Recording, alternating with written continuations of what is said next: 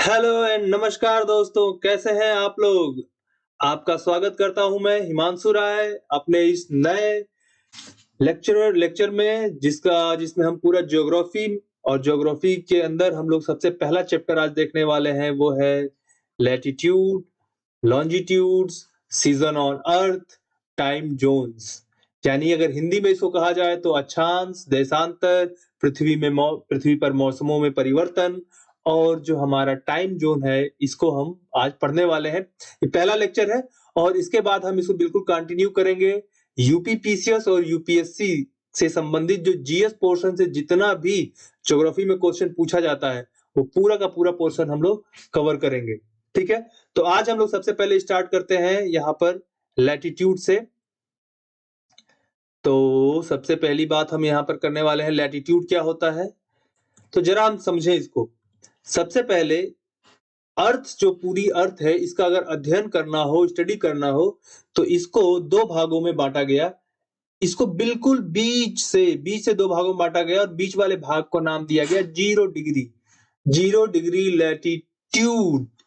और इसके बाद ये जो ऊपर वाला क्षेत्र था इसको कहा गया नॉर्दर्न हेमिस्फीयर और ये नीचे वाले क्षेत्र को कहा गया साउदर्न हेमिस्फीयर। इसको साउदर्न हेमिस्फीयर कहा गया। तो नॉर्दर्न हेमिस्फीयर और साउदर्न हेमिस्फीयर। अब इसकी अगर परिभाषा की बात देखो, ये लाइन है क्या? लैटिट्यूड जितने भी होते हैं वो सारे के सारे एक इमेजिनरी लाइंस होते हैं। ठीक है ना। अब अगर लैटिट्यूड को परिभाषित किया जाए तो अर्थ के सेंटर है यहाँ पे। अगर ये इक्वेटर यहाँ से एक लाइन खींचा जाए तो सेंटर में चला जाएगा और इस सेंटर से जो भी एंगल बनाया जाए, मान लीजिए यहाँ पे एक 30 डिग्री का एंगल बनाया गया, 30 डिग्री का, है ना। तो इस 30 डिग्री के एंगल की वजह से इस सरफेस के ऊपर यहाँ पे एक डिस्टेंस तय हो रही है, एक डिस्टेंस यहाँ पे दिखाई पड़ रहा है। तो बस यही परिभाषा है कि इक्वेटर से एंगुलर डिस्टेंस किसके ऊपर, अर्थ सरफेस के ऊपर जो भी है उसी को लैटिट्यूड कहा जाता है। ठीक है ना। तो अगर परिभाषा हम यहाँ देख लेते हैं परिभाषा, latitude is angular distance of a place from the equator. तो अगर यहाँ पे 60 डिग्री का एंगल बनाया जाए, ये 60 डिग्री का है मान लीजिए यहाँ से, तो इसकी वजह से यहाँ पर एक एंगुलर डिस्टेंस यहाँ पे इतना बड़ा हो गया। तो यही क्या हो जाएगा, ये लैटिट्यूड्स हो जाएगा। ठीक है ना, बात समझ में आई। तो लैटिट्यूडनल पॉइंट हो गए ये 1 पॉइंट, 2 पॉइंट, 3, 4, 5, 6, 7 ऐसे करते करते कहां तक जाएंगे, यहाँ। ये देखो यहाँ पे जाएंगे तो कितना डिग्री हो जाएगा, 90 डिग्री। सेम वैसे ही यहाँ पे 90 डिग्री, ऐसे करते नीचे भी ऐसे 90 डिग्री। तो टोटल एक स्फीयर में कितने डिग्री एंगल बन जाएगा, 360 डिग्री का एंगल बन जाता है। ठीक है ना।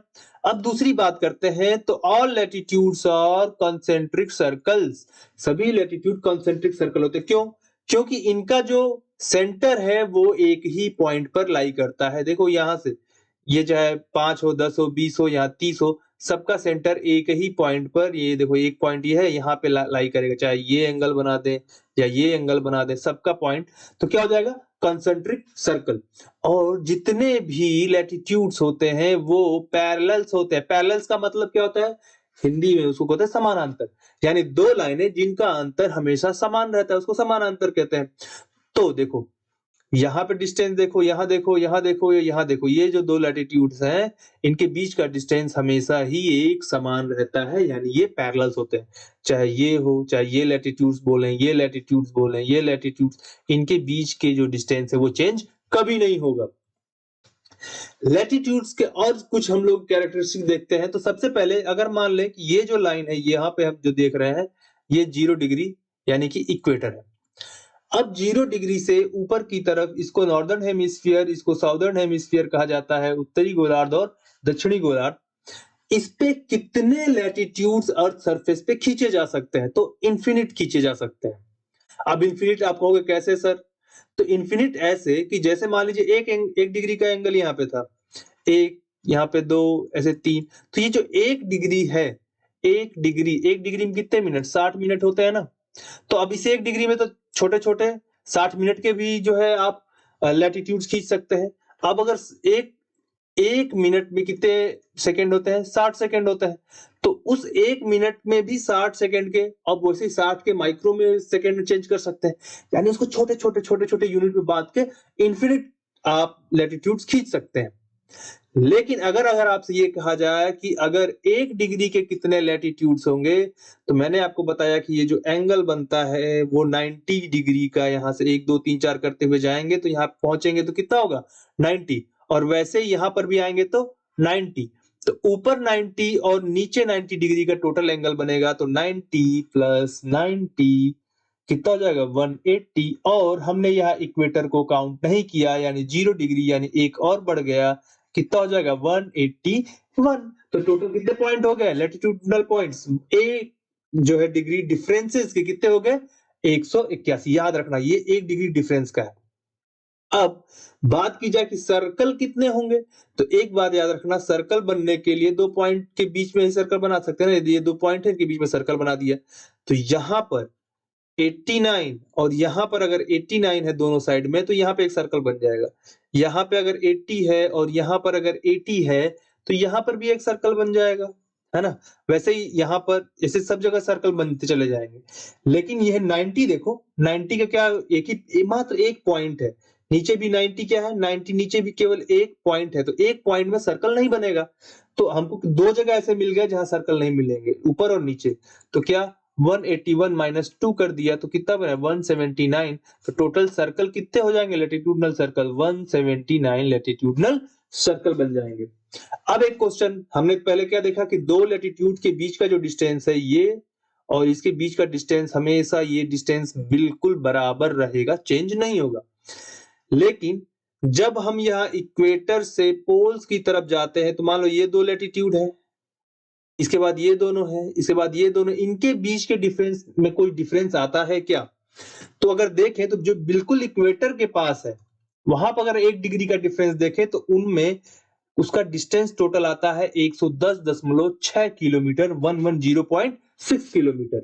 और वहीं पर जब हम पोल्स पे चले जाते हैं, यहाँ ऊपर पोल्स पर, तो यहाँ पोल्स पर 1 डिग्री का जो डिफरेंस होता है वो 111.7 यानी 111.7 किलोमीटर हो जाता है। तो बहुत ही स्लाइटली इंक्रीज कर जाता है पोल्स पर जाकर, और इसका कारण यह है कि पोल्स पर जाकर अर्थ जो है हल्की सी जो है वो फ्लैट होती जाती है ना? तो स्फीयर पूरी तरह से स्फीयर तो है नहीं, तो पोल्स के पास जाकर हल्की हल्की फ्लैट होती है, इसकी वजह से जो एरिया है वो बढ़ जाता है, तो डिस्टेंस बढ़ जाता है उसकी वजह से। ठीक है ना? चलो अब और लैटिट्यूड के बारे में कुछ बात करते हैं। तो सबसे बड़ा लैटिट्यूड क्या होगा, तो भाई निश्चित रूप से ये देखो बिल्कुल बीचों बीच से, देखो यहां से यहां तक जाने पर क्या हो रहा है, यहां से यहां तक की डिस्टेंस कम होती जा रही है ना, लेकिन सबसे ज्यादा डिस्टेंस यहाँ पे, तो सबसे बड़ा लैटिट्यूड क्या होगा इक्वेटर। इक्वेटर को हिंदी में क्या बोलते हैं, भूमध्य रेखा बोलते हैं, है ना? और या फिर विषुवत रेखा भी बोलते हैं। अब इक्वेटर से अगर 23.5 डिग्री ऊपर की तरफ जाए यहाँ पे, तो एक लाइन बनाई गई है, इसको कहा जाता है ट्रॉपिक ऑफ कैंसर। क्या बोलते हैं, ट्रॉपिक ऑफ कैंसर। और वैसे ही साउथ में अगर जाए तो इसको बोलते हैं ट्रॉपिक ऑफ कैप्रिकॉर्न, है ना? हिंदी में क्या बोलते हैं, कर्क रेखा, और इसको बोलते हैं मकर रेखा। याद रहेगा? तो इक्वेटर से 23.5 डिग्री ऊपर कर्क रेखा और 23.5 डिग्री नीचे वो मकर रेखा, इसको कहा जाता है। अब एक बात याद रखना, ये पूरा जो क्षेत्र होता है 23.5 डिग्री ऊपर और 23.5 डिग्री नीचे, इसको ट्रॉपिकल जोन कहा जाता है। क्या बोलते हैं, ट्रॉपिकल जोन कहा जाता है इस पूरे क्षेत्र को, ये पूरा क्षेत्र ट्रॉपिकल जोन है।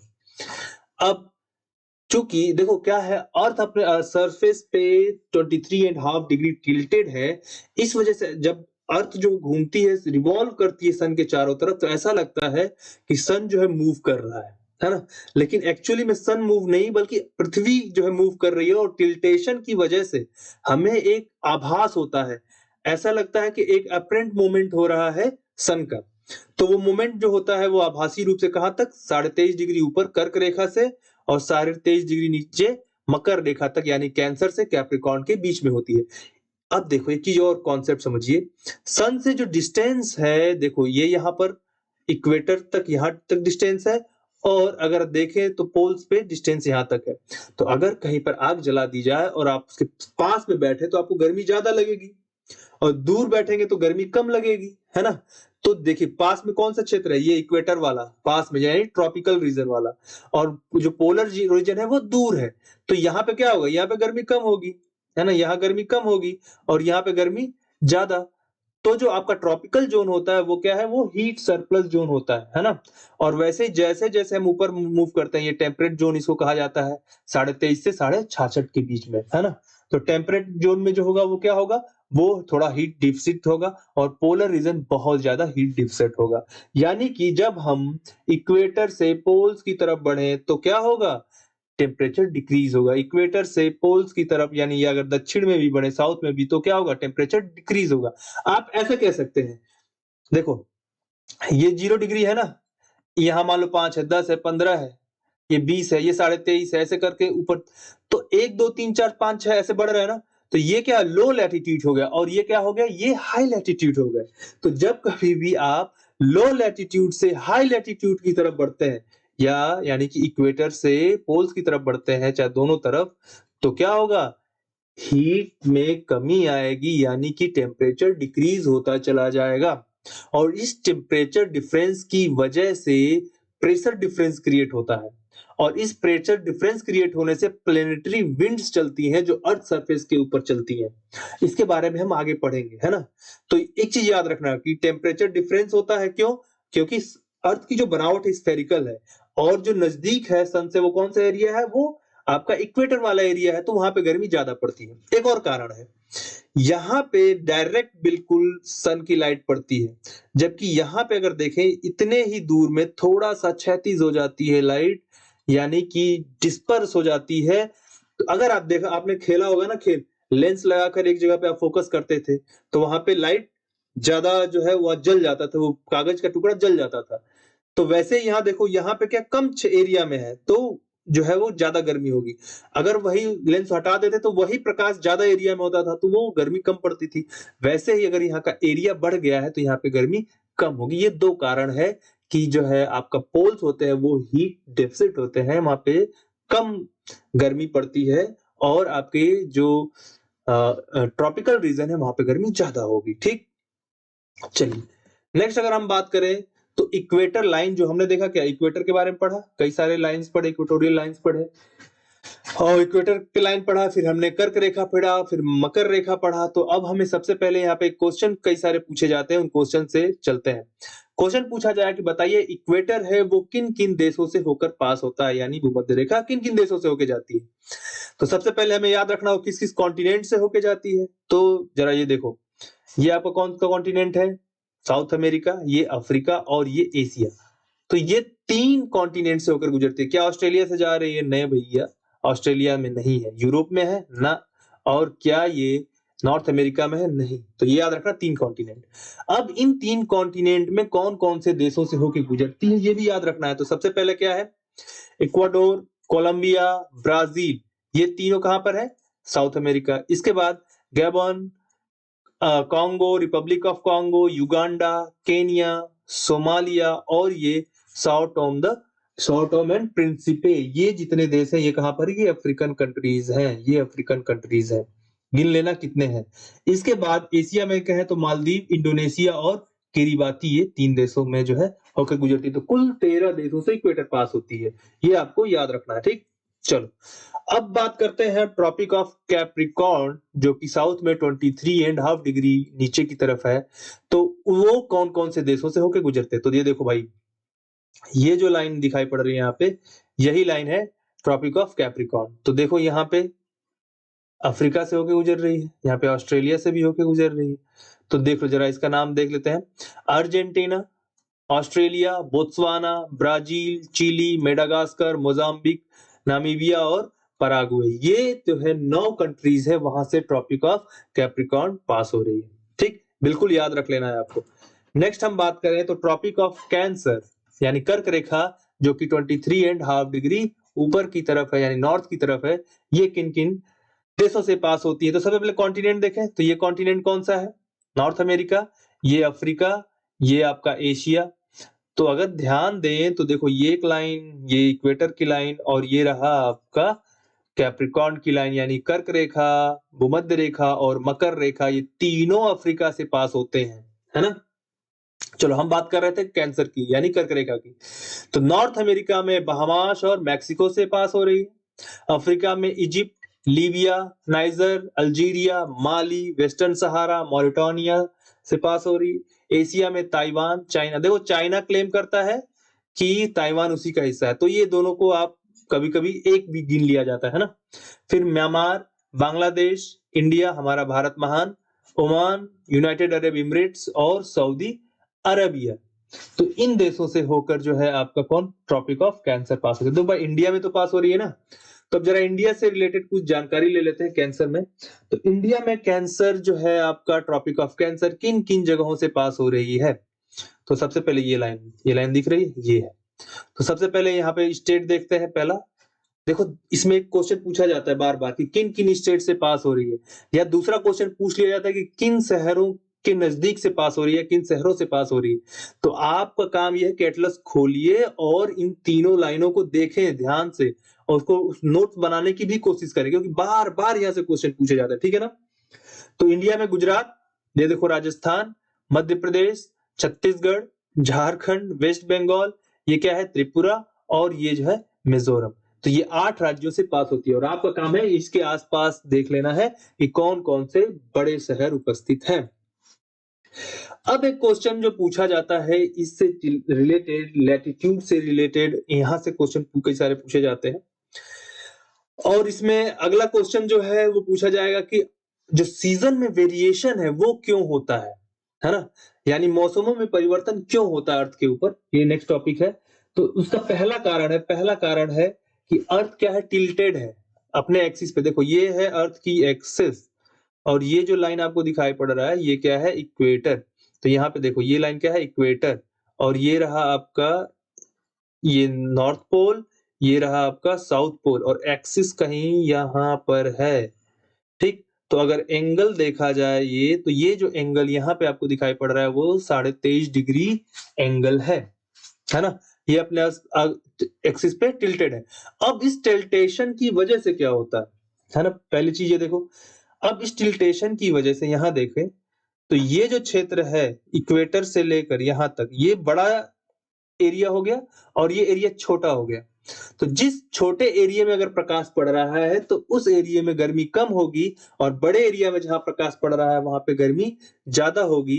तो इस समय नॉर्दर्न हेमिस्फीयर में क्या होगा, विंटर, क्योंकि नॉर्थ में गर्मी कम पड़ रही है, कम प्रकाश जा रहा है, ठीक। ये क्या हो, टिल्टेशन की वजह से गर्मी और ठंडी होगी। लेकिन अब वही क्या हुआ, अर्थ जो है घूम रही, रिवॉल्व। तो दूसरा कारण क्या है, रिवॉल्यूशन ऑफ अर्थ। तो ये अर्थ रिवॉल्व कर रही। अगर मान लो कि ये यहीं पे रहे, स्टेबल होती अर्थ, तो क्या होता, तो यहाँ पे हमेशा ठंडी होती और इधर क्या, हमेशा यहाँ पे गर्मी। बात समझ में आई। तो एक कारण तो ये है, और दूसरा क्या, अब क्या है कि अगर ये टिल्टेड है इस वजह से यहाँ पे ठंडी गर्मी है, लेकिन दूसरा क्या है, रिवॉल्व भी हो रही है। तो इसकी वजह से जब इस पोजीशन में पहुंचती है तो ये देखो, ये इक्वेटर वही है ना, वही आपका एक्सिस भी है, लेकिन जो सन का प्रकाश है अब नॉर्थ में ज्यादा पड़ रहा है, इस वजह से नॉर्थ में क्या हो जाएगा, समर, और साउथ में क्या हो जाएगा, विंटर।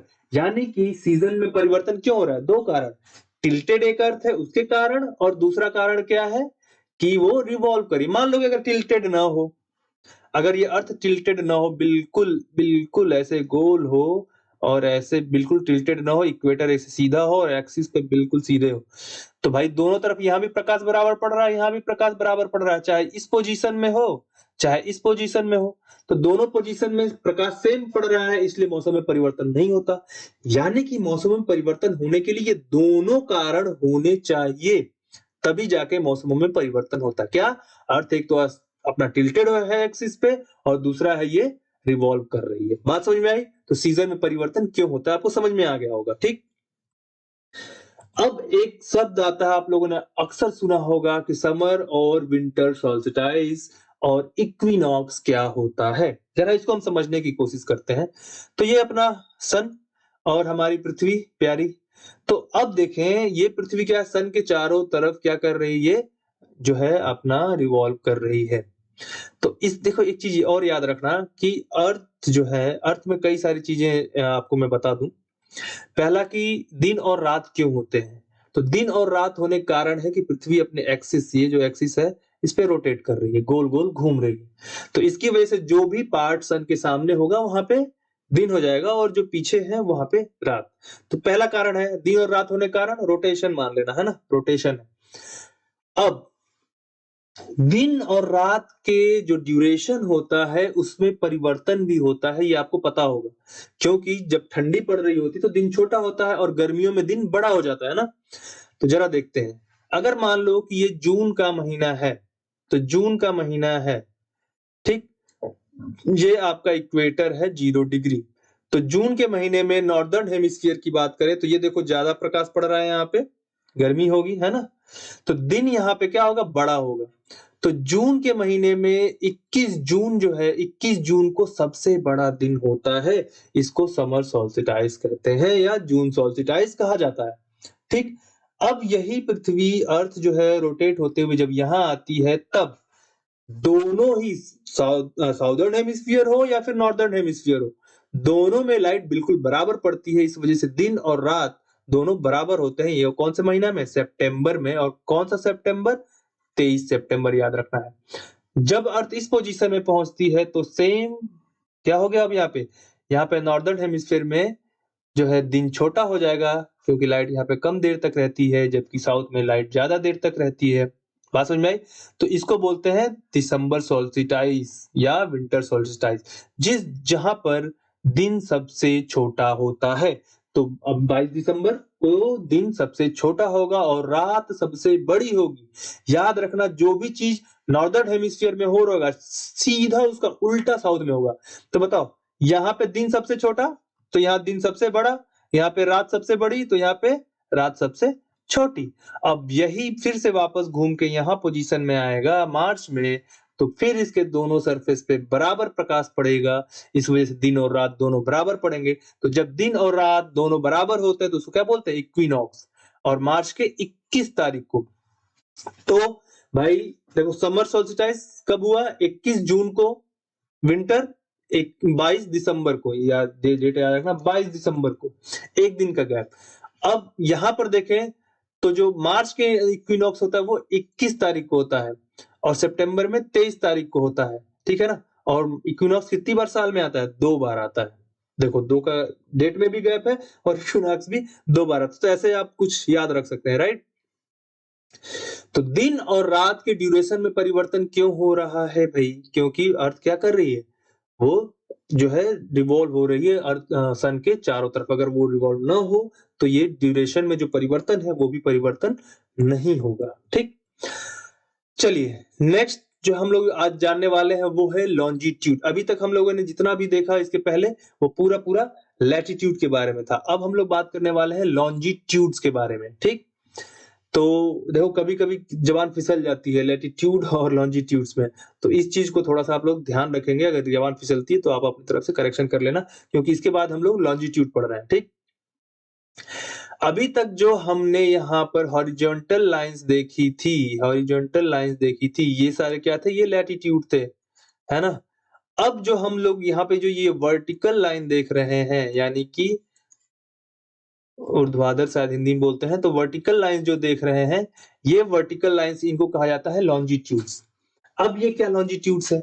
तो सबसे पहले एक लाइन खींची गई, ठीक है ना? एक प्लेस है ग्रीनविच प्लेस, है ना? अब ये ग्रीनविच है, एक जगह है यूके के अंदर, ठीक है? वहां से एक लाइन खींची गई, इसको कहा गया 0 डिग्री लॉन्जिट्यूड माना गया, है ना? एक आभासी लाइन, जैसे कि लैटिट्यूड के लिए लैटिट्यूड के लिए हमने एक इक्वेटर खींचा था, वैसे ही लॉन्जिट्यूड के लिए हमने ग्रीनविच लाइन खींचा। अब यहीं से एंगल, अगर यहाँ से इधर एंगल बनाया जाए, इधर एंगल बनाया जाए, या ये एंगल बनाया जाए, यहाँ पे एंगल बनाया जाए, चलो एक मैं बना लेता हूँ। ये मान लो ये अर्थ है, तब गोल तो नहीं बनी, ठीक है, ऐसी तो नहीं है, लेकिन खैर। और ये दोनों ध्रुव हैं और ये है ग्रीनविच लाइन। अब यहाँ से जो भी एंगल बना-बना के लाइन खींची जाएगी, ये एंगल बना-बना के लाइन खींची गई, इसकी वजह से भी एक डिस्टेंस तय होगा अर्थ सरफेस के ऊपर, यहाँ पोल से खींची जाएगी। इसी को कहा जाता है आपका लॉन्जिट्यूड्स। तो क्या बोल सकते हैं? It is angular distance of place from prime meridiem. Prime meridiem का मतलब ग्रीनविच लाइन जो है वो, ठीक है ना? और जितने भी ये लॉन्जिट्यूड खींचा जाता है इसको क्या बोलते हैं? मेरिडियंस कहा जाता है। जो कहाँ से, अब इसको 0 डिग्री माना गया है कहाँ पर? यूके में जो ग्रीनविच जगह है। इसी को इंटरनेशनल टाइमलाइन कहा जाता है। 0 डिग्री को ही इंटरनेशनल टाइमलाइन कहा जाता है। अब इसी के आधार पर टाइम डिसाइड किया जाता है। जैसे ये आपका मैंने बताया ये जो ये बिल्कुल जो लाइन हमने पहले फिर से हम लोग खींच लेते हैं। ये अर्थ और ये आपका ग्रीनविच लाइन है। ग्रीनविच लाइन से जब इधर ईस्ट की तरफ मूव करेंगे तो हमारा टाइम पॉजिटिव होता चला जाता है और जब वेस्ट की तरफ करेंगे तो वो नेगेटिव। तो इसको 0 मानते हैं, 0। और जितना इधर बढ़ते जाएंगे उतना ही पॉजिटिव होता जाएगा और जितना इधर जाएंगे वो नेगेटिव। कैसे होगा ये हम आगे मैं बताऊंगा आपको ना, इतना याद अभी तक रखना है। अब जरा ध्यान दें, ये रहा पोल्स। अब ये दो आपका लॉन्जिट्यूड्स हैं, दोनों के बीच में डिस्टेंस देखें। जैसे जैसे हम इक्वेटर की तरफ जा रहे हैं डिस्टेंस क्या हो रहा है, दोनों के बीच का बढ़ता चला जा रहा है। जबकि जब लैटिट्यूड हमने पढ़ा था, ये जो आपकी जो हॉरिजॉन्टल लाइन से इनके बीच का डिस्टेंस बराबर रहता था, लेकिन यहाँ जो वर्टिकल जो हमने खींचा लॉन्जिट्यूड, उसमें डिस्टेंस इक्वेटर की तरफ जाने पर बढ़ता है। तो याद रखना कि जब भी लॉन्जिट्यूड कैलकुलेट करेंगे और इक्वेटर की तरफ बढ़ेंगे तो दो लॉन्जिट्यूड्स के बीच का डिस्टेंस वो बढ़ जाएगा, ठीक ना। अब देखो अर्थ के ऊपर टोटल कितने डिग्री खींच सकते हैं भैया, क्योंकि गोला है तो 360 डिग्री। अब 0 डिग्री है यहाँ बीच में, अगर ये 0 डिग्री है तो यहां से जाएंगे तो ऐसे पीछे पीछे घूमते घूमते कहां पहुंच जाएंगे, 180 डिग्री, है ना। अब इधर से भी चलेंगे तो पीछे पीछे घूमते पीछे यहाँ पे मिलेंगे तो ये भी क्या बन जाएगा, 180 डिग्री।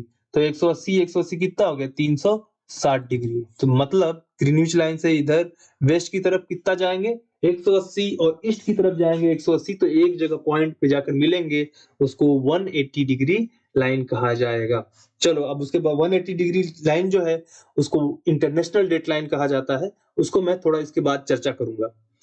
अब कहां कहां से ये ग्रीनविच लाइन यानी 0 डिग्री लाइन पास होती है, तो यूके, फ्रांस, स्पेन, अल्जीरिया, माली, बुर्किना फासो, टोगो और घाना। ये याद रखना, इतने देशों से होकर वो पास होती है। बार बार पढ़ना इसको, बार बार मैप एक्सरसाइज करते रहना, ठीक।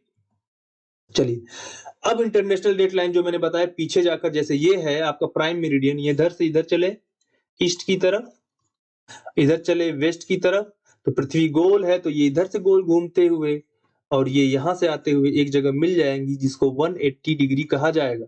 और इसको क्या नाम दिया गया है, इंटरनेशनल डेट लाइन। 0 को क्या बोलते हैं, इंटरनेशनल टाइम लाइन, और इसको बोलते हैं इंटरनेशनल डेट लाइन के नाम से इसको जाना जाता है। अब जरा ये लाइन देखो, ये तो सीधा खींच दिया गया, इसको सीधा खींच दिया गया, लेकिन इसको टेढ़ा खींचा गया। क्यों टेढ़ा खींचा गया, अगर किसी देश से अगर ये लाइन पास होती है तो उसी देश में 2 डेट हो जाएंगे, इसी वजह से इसको टेढ़ा मेढ़ा बनाया गया, देश को और छोटे छोटे आइलैंड्स को बचा बचा कर, ठीक है ना। तो एक यह चीज याद रखना है आपको कि यहाँ पर एक दिन यानी इस इंटरनेशनल डेट लाइन के वेस्ट में एक दिन पीछे चलते हैं। अगर मान लीजिए यहाँ पे 31 दिसंबर है तो यहाँ पे क्या होगा, 1 जनवरी, यानी 1 जनवरी यहाँ पर है तो यहाँ पर क्या चल रहा होगा, 31 दिसंबर। अब ये अर्थ पूरा रोटेट होते हुए गोल गोल घूमते हुए,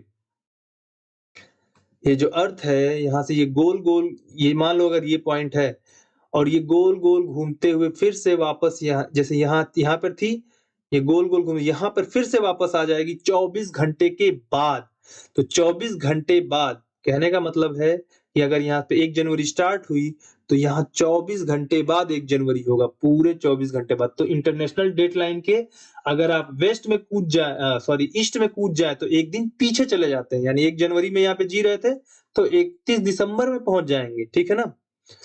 चलिए इसके बारे में और हम चर्चा करेंगे। जैसे मान लीजिए एक एग्जांपल आपको देता हूं, ये बेरिंग स्ट्रेट से पास हो रही है इंटरनेशनल डेट लाइन, और आपको 1 जनवरी को आपने क्या किया, खूब मन हुआ आपका कि चलो 1 जनवरी को पार्टी करते हैं। 1 जनवरी को पार्टी किया, यहाँ पे फिर से मन हो गया कि नहीं हमको फिर से 1 जनवरी की पार्टी करना है। तो देखो अर्थ घूम के तो 24 घंटे बाद इस पॉइंट पर पहुंचेगी यहाँ से, है ना। लेकिन आप यहाँ से फ्लाइट पकड़कर तुरंत यहाँ पहुंच सकते हैं, बहुत जल्दी 1 घंटे के अंदर। तो फिर से 1 जनवरी यहाँ पे सेलिब्रेट कर सकते हैं, तो 2-2 बार 1 जनवरी सेलिब्रेट कर सकते हैं। बात समझ में आई। अब जरा हम बात करते हैं यहाँ पे कि अर्थ के ऊपर टोटल कितने डिग्री का एंगल बना सकते हैं आप, किसी स्फीयर में भी 360 डिग्री का एंगल बना सकते हैं। तो ये अगर इस पॉइंट से अर्थ घूमना शुरू करे 360 डिग्री, यानी पूरा गोल घूम के यहाँ पर फिर से वापस आ जाए, तब क्या होगा 360, और इसमें टाइम कितना लगेगा, 24 घंटे। यानी कि 24 घंटे में कितना घूमी, 24 घंटे में 360 डिग्री। तो 1 घंटे में कितना घूमेगी, 360 डिवाइडेड बाय 24 यानी 24 कितना हो गया, 15 डिग्री। तो 1 घंटे में कितना लॉन्जिट्यूड्स घूमेगी, 15 डिग्री लॉन्जिट्यूड्स घूम जाएगी। अब इसी को 1 आवर की बात करें कि 1 आवर में कितने लॉन्जिट्यूड्स अगर वो घूमेगी, ये देखो 1 घंटे में कितना घूम जा रही है, 15 डिग्री लॉन्जिट्यूड्स। अब उसको हम 1 डिग्री निकालना चाहे तो 1 घंटे डिवाइडेड बाय 15 डिग्री, 1 घंटे में कितने मिनट, 60। तो 15 से 60 को डिवाइड कर दो, कितना आ गया, 1 डिग्री घूमने में कितना टाइम लगेगा, 4 मिनट का समय लगेगा। तो इसको याद रखना, रट्टा मार लो, है ना, कि 1 घंटे में कितने डिग्री लॉन्जिट्यूड्स अर्थ घूमती है, 15 डिग्री, और 1 डिग्री घूमने के लिए कितना समय लेगी, तो 4 मिनट का समय लगता है। अब इसका क्या फायदा है, इसके बारे में हम चर्चा करेंगे। ये डिग्री इतना सारा हमने घुमाया, क्यों घुमाया, और इतना सारा लैटिट्यूड्स हमने पढ़ा, क्यों पढ़ा, और लॉन्जिट्यूड पढ़ा, वो क्यों पढ़ा, ठीक। तो जरा समझिए, मान लेते हैं एक मान लेते हैं कि ये है आपका ग्रीनविच लाइन 0 डिग्री, इसको मान लेते हैं ये वाली लाइन 0 डिग्री, ये 0 डिग्री है ये वाली लाइन, और इसकी तरफ इधर आपके लॉन्गिट्यूड खींचे गए हैं, है ना, और इसको हम मान लेते हैं कि ये है आपका इक्वेटर लाइन यानी भूमध्य रेखा, और ये भी क्या है, ये भी 0 डिग्री। तो इसके इधर ये जो नॉर्थवर्ड साइड या साउथ में ये लैटिट्यूड खींचे गए हैं, है ना। तो ये तो इसके ईस्ट की तरफ खींचा गया, क्या था वो, लॉन्गिट्यूड, ईस्ट और वेस्ट की तरफ, और नॉर्थ और साउथ की तरफ खींचा गया था, वो क्या था, वो लैटिट्यूड था। अब मान लो कोई भी जगह है, मान लो कि इंडिया है ना, कोई भी एक जगह है, इसके ये ही जगह मान लो ये जगह है, यहाँ पे लोकेटेड है, तो इसको लोकेट कैसे करेंगे, तो लेटिट्यूड और लॉन्जिट्यूड के आधार पर कर सकते हैं। ये इक्वेटर से कितना एंगल पे है, तो मान लो कि ये यानी कि कितने लेटिट्यूड पर है, तो मान लो 60 डिग्री पर है, किधर है, ईस्ट डायरेक्शन में, तो क्या हो गया, 60 डिग्री ईस्ट हो गया। अब ये ग्रीनविच लाइन से ये किस सॉरी है, जो आपका लैटिट्यूड है वो नॉर्थ में है ना, ये नॉर्थ, क्योंकि हमेशा लैटिट्यूड नॉर्थ और साउथ में काउंट किया जाता है, तो यहां से ये नॉर्थ की तरफ, और लॉन्गिट्यूड से किधर होगा, ये ईस्ट की तरफ होगा। और मान लो यहां से ये डिस्टेंस है 20 डिग्री, तो क्या लिखेंगे इसको, 20 डिग्री ईस्ट, ये इसका लोकेशन हो गया। तो 60 डिग्री नॉर्थ और 20 डिग्री ईस्ट। जब भी आप जीपीएस यूज करते हैं तो वहां पर इसी प्रकार से लोकेशन दिखाता है कि इतने डिग्री नॉर्थ, इतने डिग्री ईस्ट, या इतने डिग्री नॉर्थ और इतने डिग्री वेस्ट, या फिर दिखा देगा कि ये ऐसे लिखा रहेगा कि 30 डिग्री सॉरी 30 डिग्री साउथ और 20 डिग्री ईस्ट। तो ये क्या लोकेट कर रहा है, ये लैटिट्यूड बता रहा है, और ये क्या बता रहा है, ये लॉन्गिट्यूड बता रहा है। इस प्रकार से आप एक स्पेसिफिक जगह पे कहीं भी पहुंच सकते हैं, है ना। तो लोकेशन, ये दोनों का यूज कैसे किया जाता है, लोकेशन बताने के लिए यूज किया जाता है, ठीक।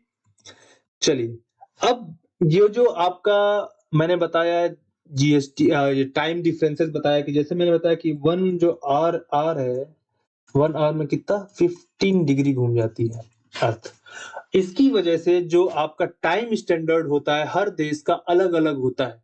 जैसे ऐसा पहले लाइट मान लो जापान में आई है ना, तो वहां से दिन का स्टार्ट हो गया, तो मान लो 6 बजे स्टार्ट हो गया, तो पता चला कि अगर एक ही टाइम हर जगह रखें तो इंडिया में जो है सुबह कब हो रही है, 12 बजे, या फिर और भी बाद में हो रही है, तो ये मामला गड़बड़ है।